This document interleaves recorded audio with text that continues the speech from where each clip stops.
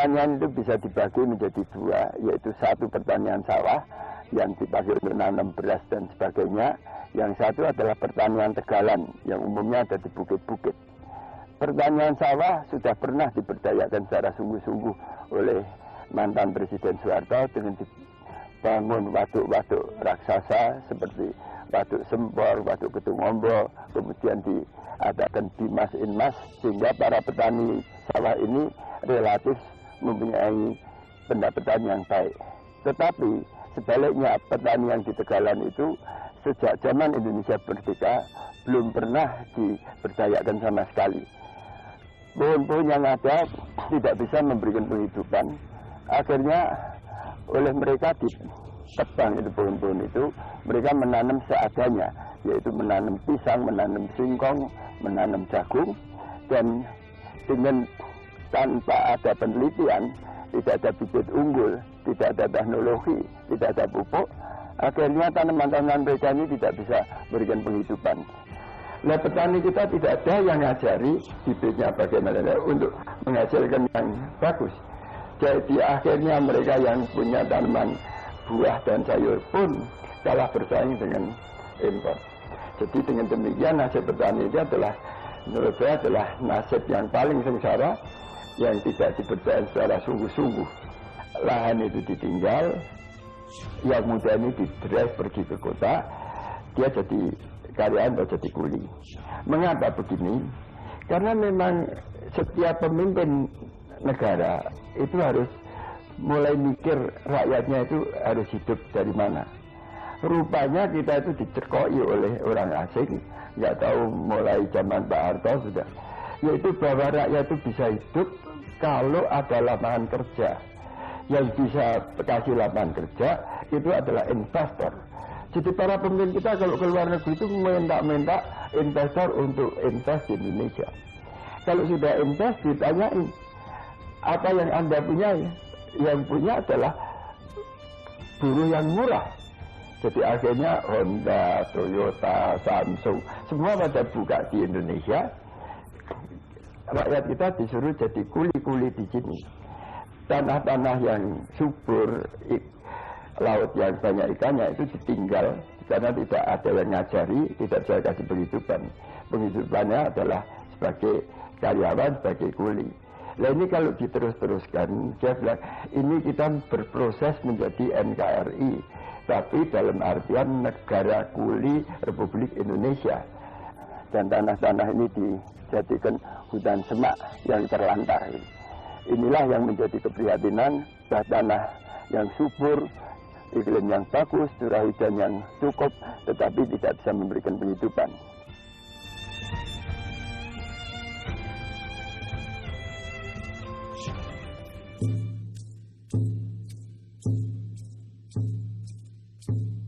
Kalau kita mau meningkatkan ekonomi petani di pedesaan dalam bidang agro, kita harus berpikir bagaimana.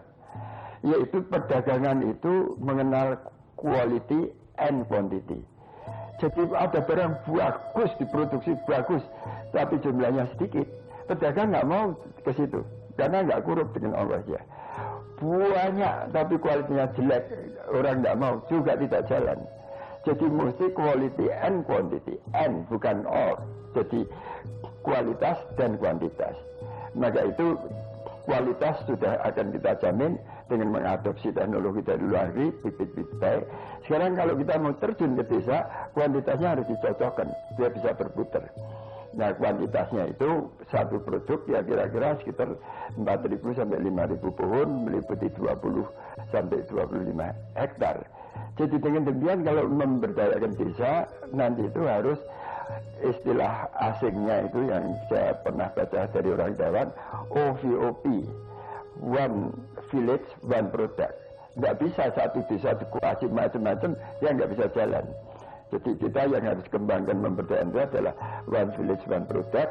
Yang sudah dikerjakan oleh petani adalah One Village di Genting, One Productnya adalah Langgeng Itoh. Tapi nanti kalau kita ngembangkan di Wonokerto, One Village, One Product itu adalah desanya Wonokerto, produknya Buah Naga. Nanti di Sluke itu village-nya Labuan Sluke, produknya mangga.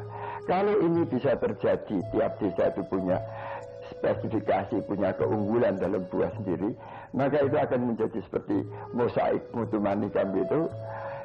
Turis tidak diminta akan datang sendiri. Oh, dia ke desa ini mangganya bukan main, terus nanti dia pindah ke desa lagi, lengkengnya bukan main, ke sini lengkeng, ke sini durian. Itu adalah impian yang saya dengar.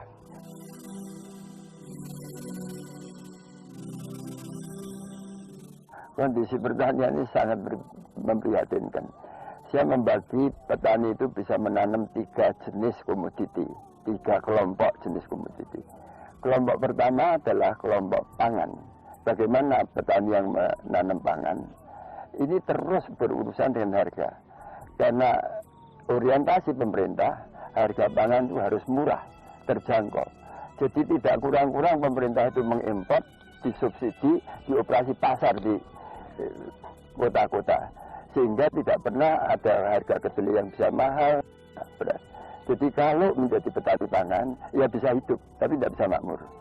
Yang kedua adalah petani yang menanam bahan baku industri. Bahan baku industri itu harus dijual kepada pabrik untuk diolah. Pabrik itu menjadi besar, menjadi raksasa, petaninya itu saja. Jadi petani itu tidak punya posisi tawar. Kalau mau panen, pabrik-pabrik itu kirim orang untuk survei, sudah tahu panennya bakal bagus, maka dia tidak membeli dulu. Saat yang sama, petani ini ada yang anaknya sakit, ada yang kolagen, dia akan menjual hasil produksinya itu at any price. Kalau tidak mau 35.000 ya 30.000, 20.000, akhirnya petani akan mendapat kira-kira 25% dari harga yang wajar. Ini petani ini siapa yang bantu? Tidak ada. Jadi yang ketiga adalah menanam yang disebut hortikultura, yaitu terutama adalah buah-buah unggul. Tapi menanam buah unggul itu lebih sulit dari menanam bahan baku industri, karena dia dijual segar, harus penampilannya bagus, rasanya enak. Ini butuh pengetahuan, butuh bibit, butuh teknologi. Petani tidak ada yang membantu, sehingga petani-petani ini tidak bisa membuat produk buah unggul yang enak, yang penampilannya bagus, dan dilandalah dengan buah-buah impor. Sehingga kita sangat sedih kalau lihat bahwa di supermarket di tengah kota yang dijual 80% lebih adalah buah impor. Dan lebih menyedihkan lagi, buah impor itu sudah melanda kota-kota kecamatan dan di beberapa desa di pinggir jalan. Ini yang merupakan tantangan. Apakah benar kita itu harus inferior, harus menjadi pecundang di segala bidang? Apakah di pertanian kita tidak bisa membangkitkan diri dan berupaya untuk menjadikan Indonesia nomor 1 di dalam agro lagi? Nah, usahanya pertama dari mana? Dari buah unggul, karena buah unggul ini yang bisa dijual langsung dan tidak ada pihak pembeli yang raksasa, seperti misalnya dalam hal pangan ada pemerintah yang ngatur harga, dalam hal bahan baku industri ada pabrik yang ngatur harga, tapi dalam hal buah-buahan ini adalah lidah konsumen yang mengatur harga. Kalau lidah itu bilang enak, pasti akan dibeli dengan harga yang baik.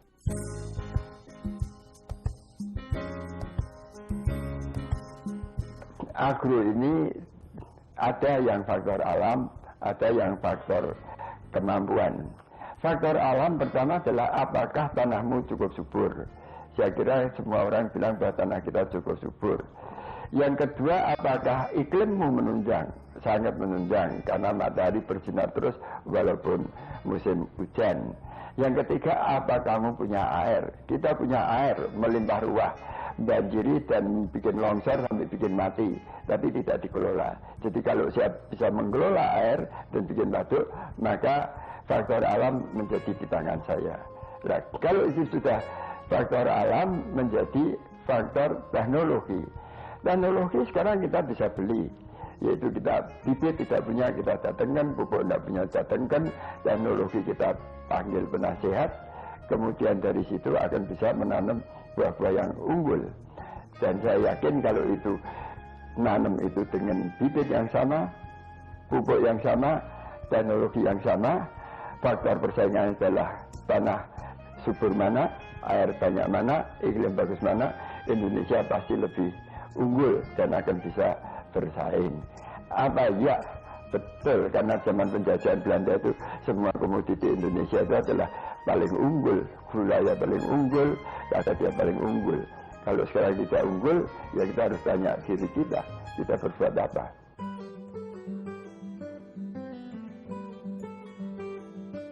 Bertani ingin memberikan contoh penyelesaian ini dengan cara mendirikan sentra pemberdayaan tani atau SPT. Di SPT itu kami akan memberdayakan 100 kepala keluarga di atas lahan 20 hektar, yaitu secara total caranya pemberdayaan pertama dibangunkan waduk mini yang mempunyai daya tampung 8.000 sampai 10.000 meter kubik. Itu airnya adalah ditampung dari air hujan, kemudian pada saat kemarau air itu dipakai, dan kalau habis nanti musim hujan tidak perlu nyiram, airnya penuh lagi. Kemudian di situ dibikinkan gedung sederhana untuk 2 kader akan kita tempatkan di situ yang menguasai. Di situ ada kantor, ada meeting room, ada gudang itu. Kemudian si petani ini diajari dalam kelas di gedung itu, kemudian bersama-sama dengan kader kita menanam di lahan. Nah kalau itu untuk lengkeng itu kira-kira 3,5 tahun. Jadi petani itu diajari menanam lahannya dengan lengkeng supaya dia dapat penghasilan. Ngajarinya berapa? Ya 3,5 tahun itu. Jadi 3,5 tahun itu ditunggani. Nah selama 3,5 tahun si petani belum ada hasilnya, ini bagaimana? Ya digaji seperti dia bekerja di perusahaan. Tapi nanti kalau lengkeng sudah dipetik, dijual.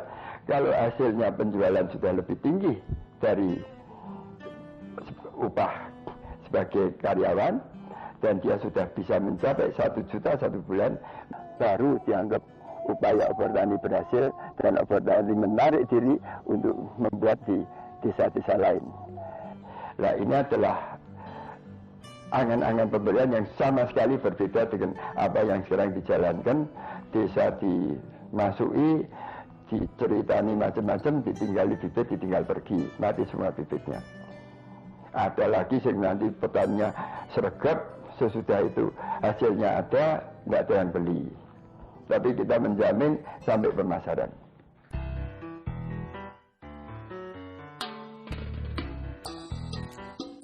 Jadi seperti tadi saya bilang bahwa SPT itu harus memenuhi kualitas, tapi juga memenuhi kuantitas. Jadi kalau kita terjun ke desa tidak bisa dengan skala yang kecil. Skala yang dihitung oleh Obortani itu adalah kira-kira kalau lengkeng itu 4.000 pohon, 4.000 pohon dengan waduknya dan sebagainya, itu butuh 1,5 miliar. Tapi setelah kita cek dengan duren, kira-kira hampir average rata-rata 1,5 miliar di satu desa. Itu adalah skala minimum supaya nanti perdagangan buahnya itu bisa cucuk. Kalau dikecilkan lagi tidak cucuk. Kemudian dari 1,5 miliar yang diberdayakan ini untuk berapa petani? Kembali lagi kita harus ada skala minimumnya. Karena tujuannya harus satu petani itu bisa dapat penghasilan 1 juta sebulan. Jadi kita hanya 100 petani. Berarti satu petani itu kosnya 15 juta. Kemudian 100 petani 1,5 miliar. Dan itu satu komoditi di satu tempat. Sebetulnya 1,5 miliar itu breakdownnya adalah waktu kita buka itu harus bikin waduk. Waduknya sudah 400 juta. Kemudian harus beli bibit, beli beli peralatan, bikin land clearing dan land preparation. Itu kira-kira dari 1,5 miliar itu tahun pertama dihabiskan 800 juta. 400 juta waduk, kemudian untuk tanaman tanah dan sebagainya kira-kira 400-800. Sesudah itu berarti sudah di atas lahan sudah ada tanamannya kecil-kecil. Cuma merawat itu drop dari 800, cuma kita butuh sekitar 300 juta. 300 juta ini dipakai untuk pupuk, obat-obatan, tapi yang terbesar adalah dipakai untuk memberikan gaji pada penduduk petani itu. Karena dia sambil menunggu kan tidak bisa hidup. dipakai untuk menggaji dia. Nah, nanti pada tahun ketiga itu meningkat dari 300 ke 400 karena kebutuhan pupuknya sudah menjadi lebih besar. Jadi 800 tambah 300, 1,1 tambah 400 menjadi 1,5 miliar. Jadi 1,5 miliar ini diperuntukkan untuk 20 hektar. Kemudian satu petani itu dikasih 1/5 hektar, berarti akan ada 100 petani. Berarti satu petani itu nanti dapat hibahnya itu sekitar 15 juta. Kalau sekarang petani dikasih hibah itu, seperti yang di Genting ini dilakukan, itu adalah 4.000 pohon lengkeng dibagikan ke 100 petani. Berarti satu petani itu memiliki 40 pohon lengkeng. Pohon lengkeng ini kira-kira hasilnya kalau sudah 5 tahun itu adalah 100 kilo per pohon. Jadi kalau petani itu punya 40 dikali 100 kilo, dia akan bisa setahun itu menjual 4.000 kilo. Jual yang paling murah cepat saja, itu kalau lengkeng mutunya baik, 5.000 masih jadi duit. Berarti 4.000 kilo kali 5.000 rupiah, 20 juta rupiah. Dia nanti harus mupuk, beli pupuk dan sebagainya, 5-6 juta, dia akan masih punya sisa bersih sekitar 12 sampai 15 juta atau satu bulannya di atas 1 juta. Itu adalah itu. Maka itu waktu diminta petani itu untuk dijembreng supaya petani lebih banyak, tidak, karena nanti semua tetap lapar itu. Biarlah ini petani yang berhasil ini nanti yang membantu teman-temannya.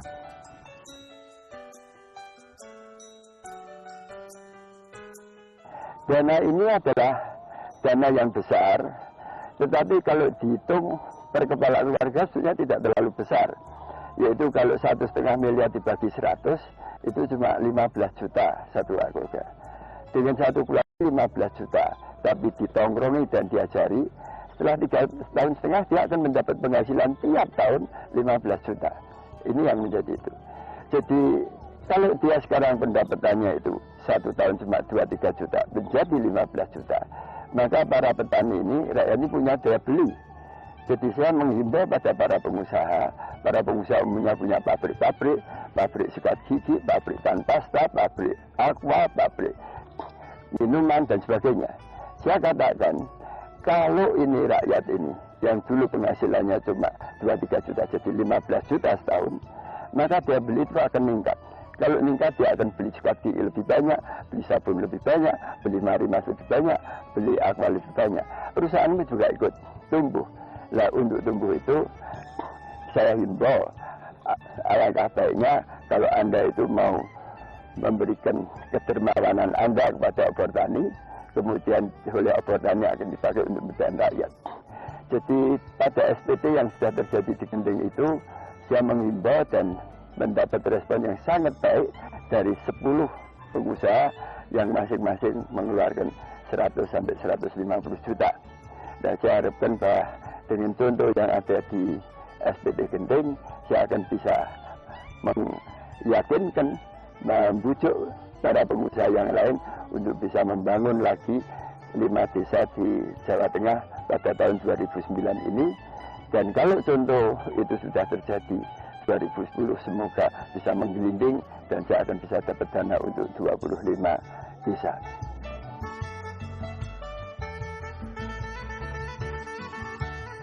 Obor tani itu langsung masuk di desa-desa, berdialog langsung dengan para petani. Kita tahu betapa miskinnya petani ini. Yang kedua, saya tidak tega kalau petani itu dibantu, sesudah hasil harus mengembalikan duitnya. Orang yang membantu ini, kalau duitnya dikembalikan, tidak tambah kaya. Kalau uangnya direlakan untuk petani, tidak tambah miskin. Tapi petani ini kalau hasil mengembalikan, dia memang tetap miskin. Sejak awal pada penyumbang saya bilang, ini adalah sumbangan satu arah dari orang kaya kepada petani. Nah, petani harus kembalikan, tidak usah kembalikan. Tapi petani kami pesan bahwa supaya kedermawanan ini diteladani, kalau nanti berkat obor tani dia bisa makmur, dia juga membantu yang sama kepada sanak saudara, pada tetangga yang masih miskin. Kalau ini bisa aliran seperti itu, kita akan bersama-sama menjadi makmur.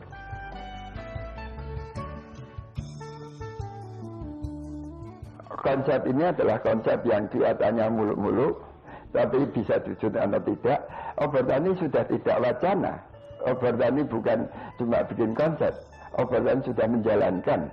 Dan sudah ada satu desa yang bisa dibuktikan oleh semua orang yang mau, yaitu di Desa Genting, Kecamatan Jambu, Kabupaten Semarang. Kita telah membangun satu SPT.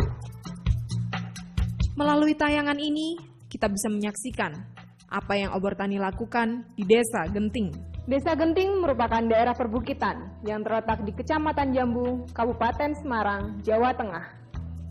Desa Genting dijadikan percontohan oleh Yayasan Obertani sebagai titik api perintisan sentra pemberdayaan tani. Sentra pemberdayaan tani ini dilaksanakan secara utuh. Artinya bahwa kita menyiapkan sumber daya manusia dengan satu teknologi yang mana kita mulai daripada memilih bibit yang baik, kemudian bagaimana melaksanakan pasca panen itu dengan baik sampai kepada pemasaran. Kira-kira ini akan memakan waktu 3 tahun. Untuk itu, model ini bisa diterapkan di semua tempat. Khususnya untuk Jawa Tengah ini, kita memang ingin mengembalikan kejayaan pertanian di Jawa Tengah. Pelaksanaan sentra pemberdayaan tani, prosesnya dimulai dari survei lapangan untuk membuat perencanaan tata lahan. Di Desa Genting ini, ditentukan 20 hektar lahan yang akan diberdayakan untuk tanaman lengkeng unggul varietas Itoh sebanyak 4.000 pohon. Sampean kepingin uripe makmur? Sampean nek tua kepingin pensiun? Nek kepingin makmur kalau kepingin pensiun, bareng-bareng karo aku, bareng-bareng Yayasan Obertani nandur klengkeng neng bumi Genting. Setuju? Menentukan petani yang akan dilatih dan diberdayakan di lahannya sendiri. Di Desa Genting ini, Obertani memberdayakan 126 kepala keluarga petani. Berikutnya, Obertani mendatangkan alat-alat berat untuk membuat dan membangun waduk mini di atas sebuah bukit.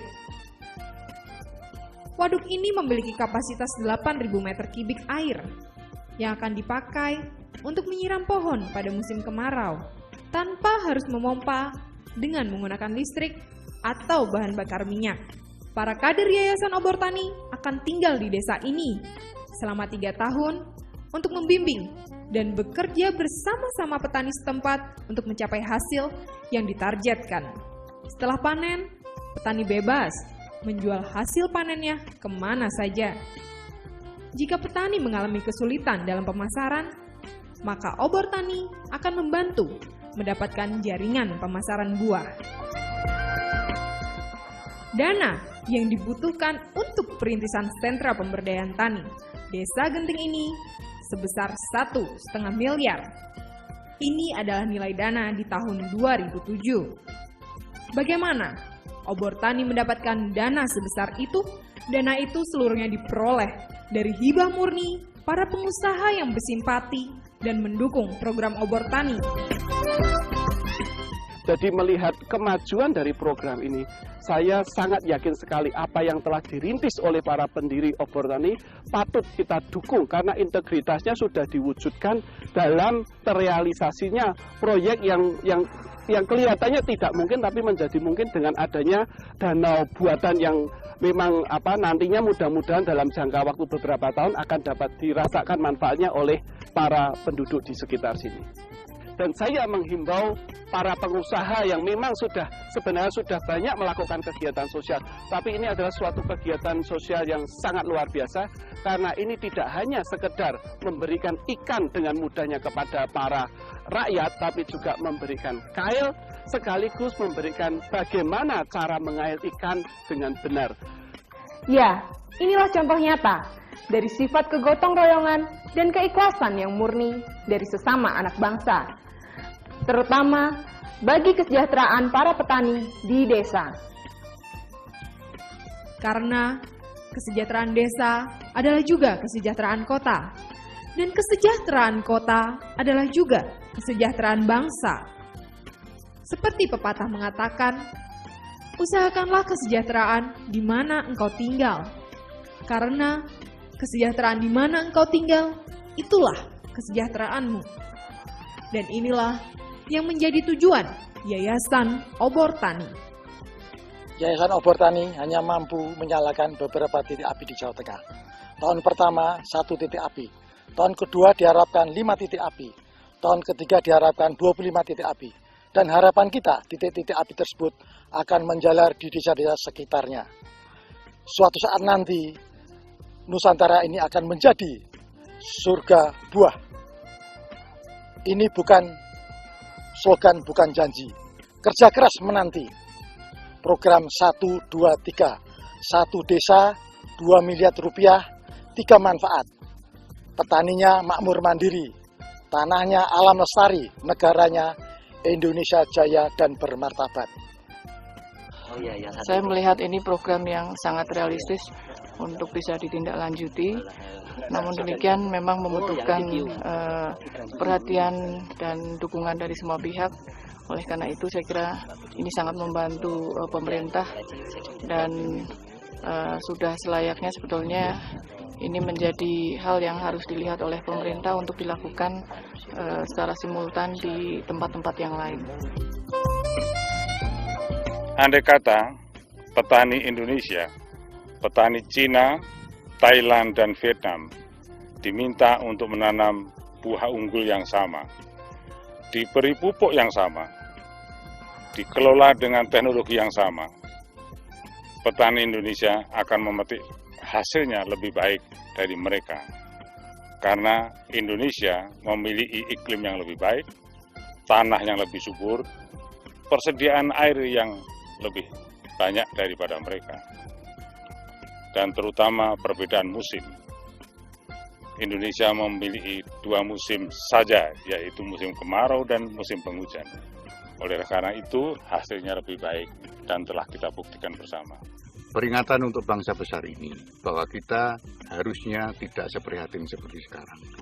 Kita ingat pesan Bung Karno, kalau pemimpin bangsa ini tidak waspada, bangsa ini akan menjadi kuli di negara sendiri. Dan ini sebetulnya tidak perlu terjadi, karena apa?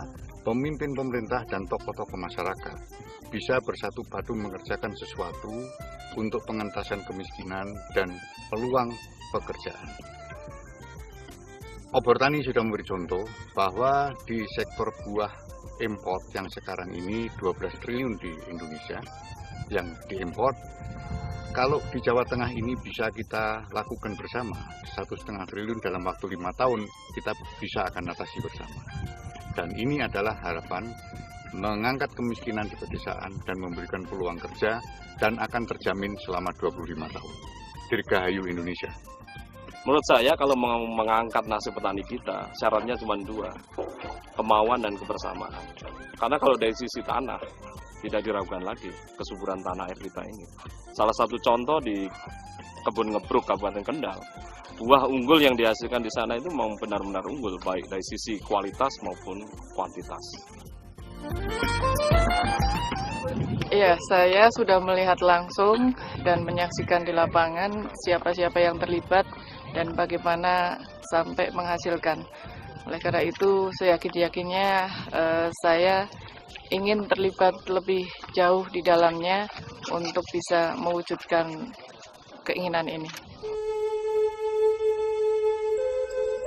Pada hari ini,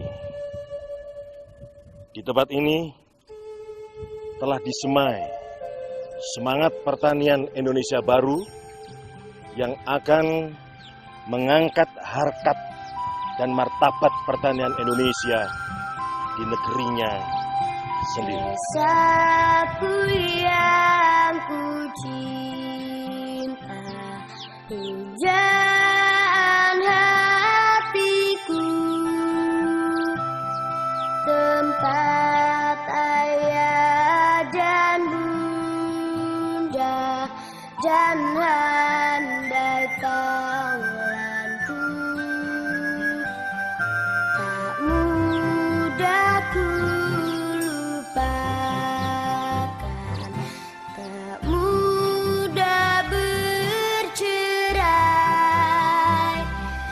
selalu ku rindukan desaku yang permai. Bangsa Indonesia adalah dibangun dengan asas kekeluargaan dan senasib dan sepenanggungan, bukan dibangun berdasarkan persamaan suku, persamaan agama maupun persamaan golongan. Sekarang ini senasib sepenanggungan itu belum tampak. Masih banyak pengusaha yang kaya raya. Di samping itu juga banyak petani pedesaan yang sangat miskin. Alangkah indahnya kalau Anda dikurniai sebagai pengusaha yang kaya, mau mendermakan sebagian kekayaan Anda untuk membangun desa-desa yang miskin, sehingga cita-cita, senasib, dan sepenanggungan ini akan bisa terlaksana untuk bangsa kita.